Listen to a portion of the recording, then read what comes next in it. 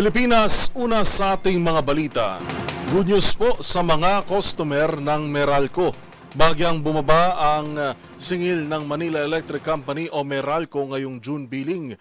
Ayon sa Meralco, 11 centavos ang bawas singil dahilan para bumaba sa 12 pesos and 16 centavos per kilowatt hour ang kabuang rate ngayong Hunyo mula 12 pesos and 26 centavos per kilowatt hour noong isang buwan.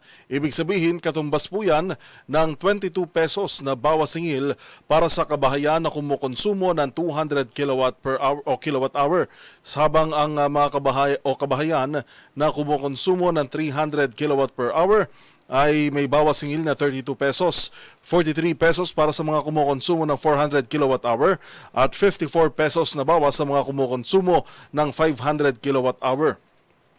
Pangunahing sanhi umano ng bawas singil sa kuryente ng Meralco ang mababang generation charge.